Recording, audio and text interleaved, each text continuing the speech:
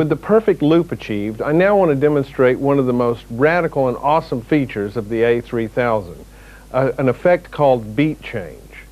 In order to do this, I'm going to have to route our new loop, the sample, through the effects processor, and I do that by the map out function. And it's normally set to stereo. I'm going to set it to effect number 1. We'll go to play mode, into our effects page, and set effect number 1. We'll scroll down the list until we find the effect called beat change out of the list of 54 different algorithms.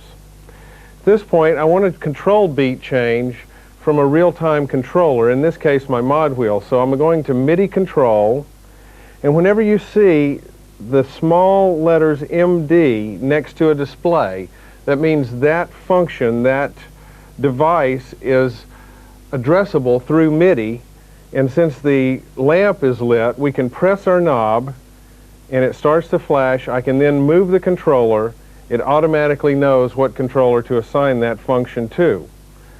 I then lock it in and choose the function for effect 1 beat change, and now listen to the effect as I control the tempo of the loop with the mod wheel.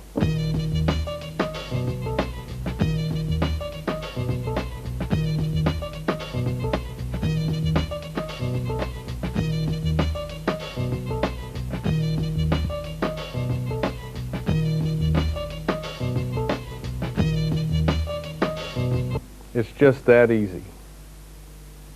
The next feature is a unique capability of the A3000 in that you can control the start address of a sample with a MIDI real-time controller. I'm going to choose the mod wheel again and adjust the start address of the sample in real time. If you listen closely, we will again assign our device by pressing the button, lock it in, choose the start address from the list of functions available for control for the mod wheel. Now listen closely.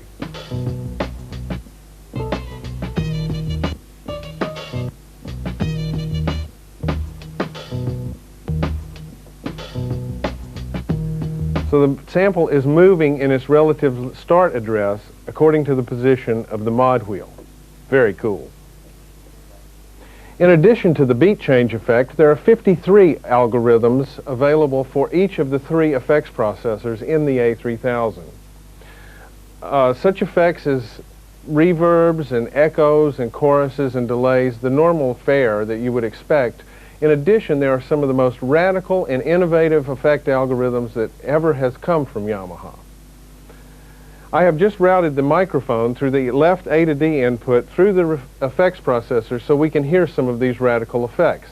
The first one is called scratch, and it makes my voice sound as if it's going through a record turntable and being scratched, and it can do this with any sound. Next, we have a noisy delay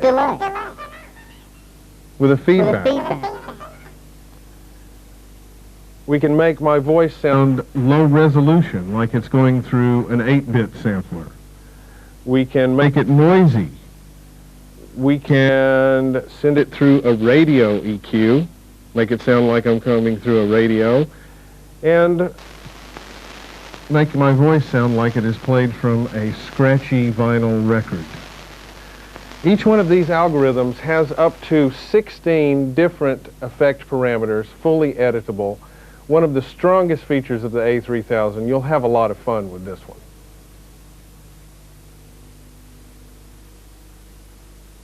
Another from the long list of radical and powerful features of the A3000 is the resampling capability, available from the command page in the edit mode.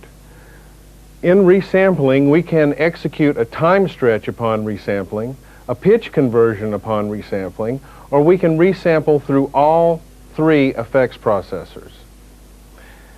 When we're time stretching, we choose our percentage of time stretch and listen to a real-time audition of the time stretch or the pitch conversion. No pitch conversion.